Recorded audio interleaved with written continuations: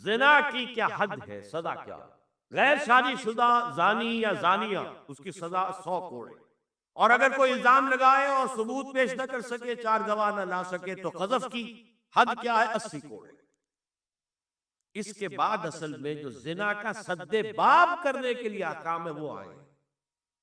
یا ایھا الذین آمنوا لا تدخلوا بیوتا غیر بیوتکم حتی تستأنسوا وتسلموا علی اہلها ذالکم خیر لکم لعلکم تذکرون۔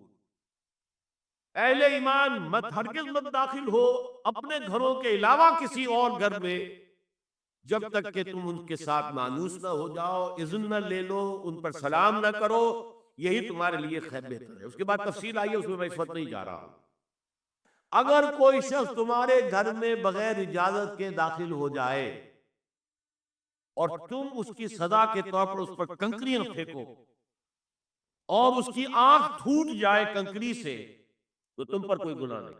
بغیر اجازت کے گھر میں آ گیا ہے، بغیر اذن کے، بغیر استئذان کے کنکریاں مارو اور کنکری سے آنکھ پھوٹ جائے، فما کان علیک من جناح، کوئی حرج نہیں۔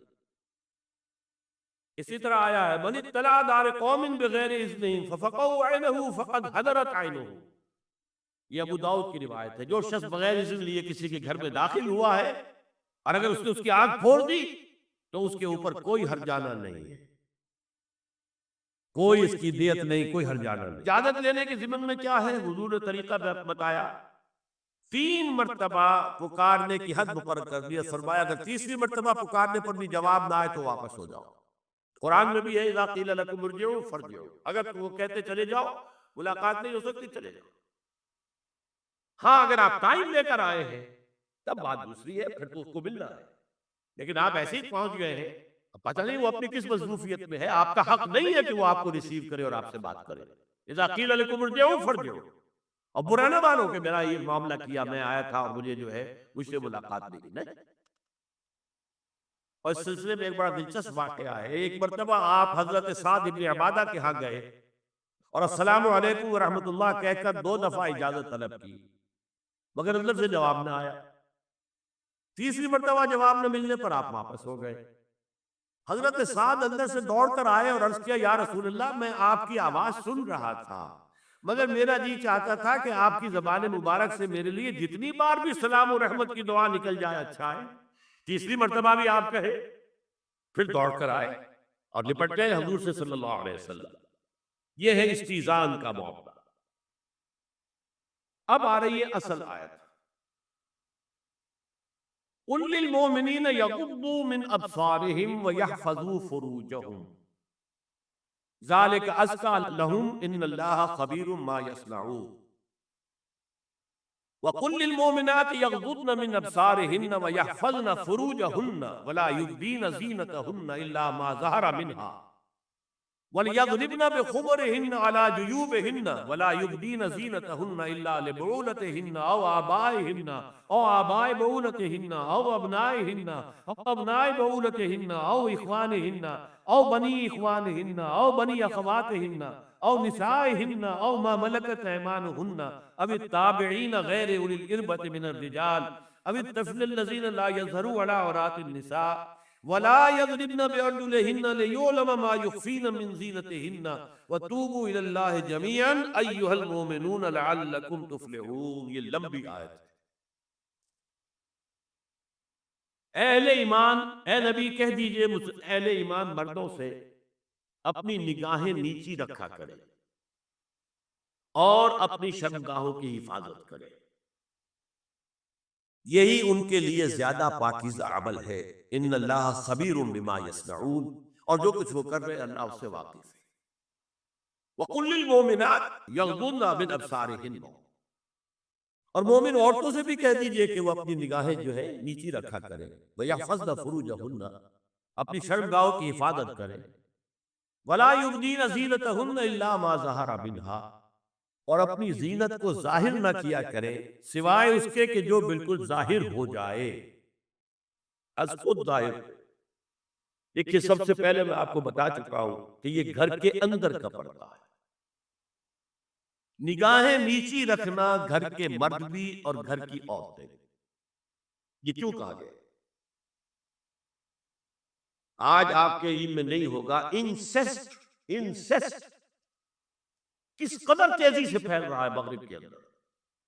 انسیسٹ کہتے ہیں باپ کا اپنی بیٹی سے ملوث ہو جانا، ماں کا اپنے بیٹے سے ملوث ہو جانا، بہن بھائیوں کا آپس میں زناکاری کرنا، یہ انسیسٹ کہلاتا ہے۔ اس وقت امریکہ میں سب سے زیادہ جو پریکٹس ہے وہ سائیکیٹرسٹ کی ہے، بڑی فیسیں ہیں، بڑی دوائیں ہیں، جو فارماسیوٹیکل انڈسٹری ہے اس میں بھی سب سے زیادہ فلورشنگ وہ دوائیں ہیں کہ جو ذہنی امراض کی۔ اور مجھ سے وہاں کئی سائیکیٹرسٹ نے کہا ذہنی امراض کا سب سے بڑا سبب انسیسٹ ہے۔ بیٹی سے زنا کیا باپ نے، بیٹی کے دل پر جو داغ لگ گیا ہے اس کا دماغی توازن ٹھیک نہیں رہتا۔ بہن سے زنا کیا بھائی نے، اور یہ نہ سمجھیے کہ آپ کے ہاں نہیں ہو رہا، یہ وبا آ چکی۔ کہیں آپ نے اخبار میں پڑھا ہوگا بیٹی نے جا کر تھانے میں خبر دی کہ باپ نے میرے ساتھ یہ حرکت کی۔ یہ ساری چیزیں آج ہو رہی ہیں، اس لیے کہ جب زنا کے جو دوائی ہے، داعیات ہیں، جو زنا کی ترغیب ہے وہ پھیلی ہوئی ہوگی، عام ہوگی، تو راستے نکالیں گے۔ گھروں میں مرد بھی اپنی نگاہیں نیچی رکھیں۔ کیا مطلب؟ باپ بھی اپنی بیٹی کو گھور کر نہ دیکھے۔ بیٹی بیٹی ہے، لڑکی ہے۔ جوان بھائی بھی اپنی جوان بہن کو گھور کر نہ دیکھا۔ نگاہیں نیچے رکھیں۔ یہ نگاہیں نیچی رکھنا بازار میں چلتے ہوئے نہیں ہے، وہ تو سوسائڈ ہو جائے گی، موت آ جائے گی،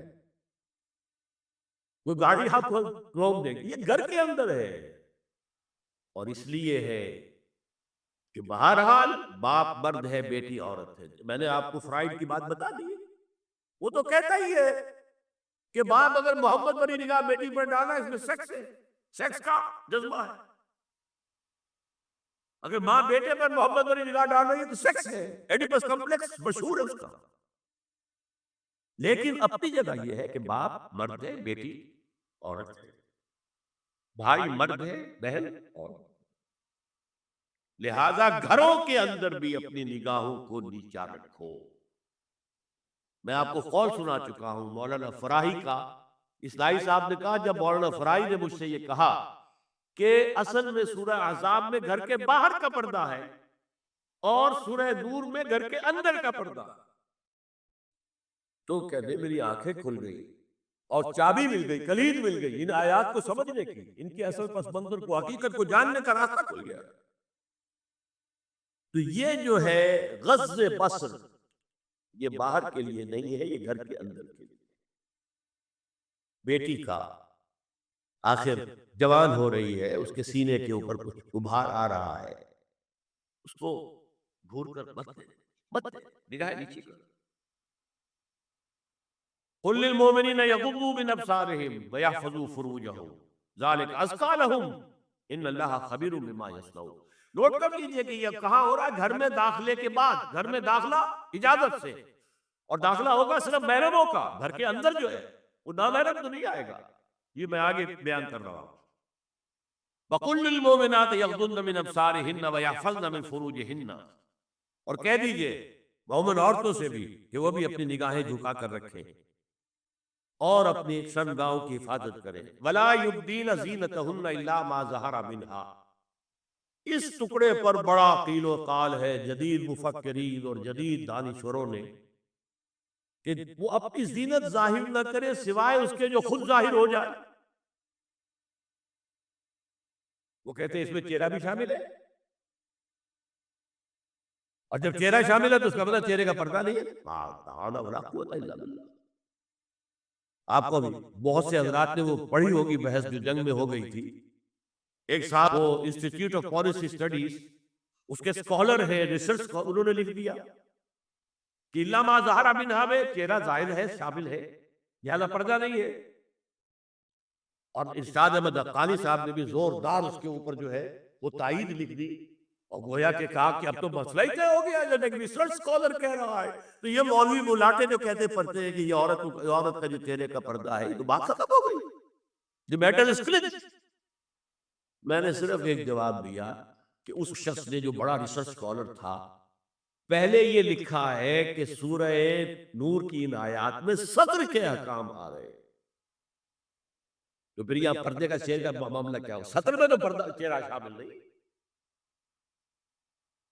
محرموں سے پردہ کیا ہے؟ محرموں سے، اس کا نام سطر ہے۔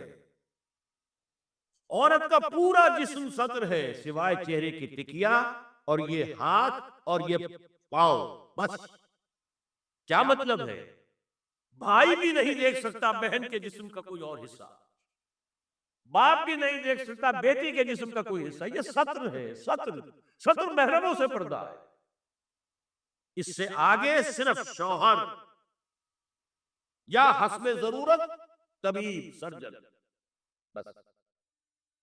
یہ محرموں کا پردہ۔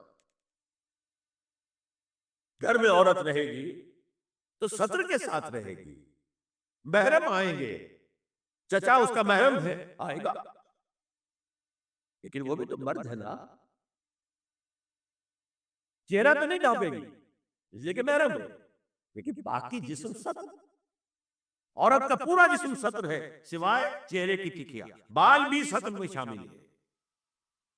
سر پر وہ سکارف جو آج کل بنا ہوا ہے، بہت بڑا مسئلہ، انہوں نے چہرے کو نکال دیا، صرف سکارف سمجھا ہوا پر حجاب کہتے ہیں، حالانکہ وہ حجاب پورا تو نہ ہوا، وہ صرف ایک حصہ ہے، لیکن ایک حصہ صحیح ہے۔ سر کے بال جو ہے وہ چھپے ہونے چاہیے، یہ سطر میں شامل ہے۔ چہرے کی ٹکیا ہے جو سطر سے باہر ہے، ہاتھ ہے پونچوں سے باہر، اور پیر ہے ٹخنوں سے نیچے، بس۔ اللہ اللہ خیر۔ تو فرمایا ما ظہر منہا زینتہن میں الا ما ظہر منہا میں کیا کیا چیزیں آ سکتی ہیں؟ دیکھیے، اگر عورت پوری کی پوری برقعے کے اندر ملبوس ہے، چہرے پر بھی نقاب ہے، آنکھوں کے آگے بھی یا جالی ہے یا کوئی چشمہ ہے، تو پھر بھی اس کے حسن کا ایک حصہ وہ ہے جو ظاہر ہے۔ اگر طویل القامت ہے، قد و قامت، یہ حسن کا حصہ ہے کہ نہیں، وہ کہاں چھپائے گا؟ اور غالب نے جو شعر کہا ہے، تیرے سرو قامت سے ایک قد آدم قیامت کے فتنے کو کم دیکھتے۔ سرو قد عورت، اسی طرح جسم سے ڈول ہے، اکیرا بدن ہے، یہ تو نہیں چھپے گا۔ عورت موٹی ہے، کیسی ہے، جسم جو غیر متناسب ہے، یہ تو نہیں چھپے گا۔ متناسب ہے اعضاء، قداور ہے، اکیرا بدن ہے، یہ ہے وہ چیزیں کہ جو حجاب کے سلسلے میں ما ظہر منہا، یہاں ہو رہا ہے کہ یہ سطر کے سلسلے میں ہے ما ظہر منہا، زینت کا، اور وہ چہرہ ہے۔ لیکن اب اس میں ایک اور بات، وَلْيَضْرِبْنَ بِخُمُرِهِنَّ عَلَى جُيُوبِهِنَّ، یہ بھی گھر کے اندر کی بات ہو رہی ہے، چونکہ میں پہلے بتا چکا ہوں، جلباب ہوتا تھا جب گھر سے باہر نکلتی تھی عورت، تو وہ اپنی چادر لپیٹتی تھی اپنے گرد، چہرہ نہیں ڈھانپتی تھی، صرف چہرے کا حکم دیا گیا اس کے ضمن میں۔ وہ سورہ عذاب کی آیت رہ گئی، وہ میں بیان کر دیتا ہوں۔ اور خمار اوڑھنی ہوتی تھی جو گھر میں اوڑھتی تھی، گھر میں ظاہر بات ہے کہ جلباب تو نہیں لیا جا سکتا، آخر گھر کا کام کاج کرنا ہے، ہلکی سی اوڑھنی تو وہ گھر میں، لیکن فرمایا وَلْيَضْرِبْنَ بِخُمُرِهِنَّ عَلَى جُيُوبِهِنَّ، اور انہیں چاہیے کہ اپنی اوڑھیوں کے، بکل اوڑھنیوں کے، اپنے سینوں کے اوپر، گریبانوں کے اوپر بھی مار لیا کریں، تاکہ یہ سینے کے جو ابھار ہے ان کو ایک ایڈیشنل کور مل جائے۔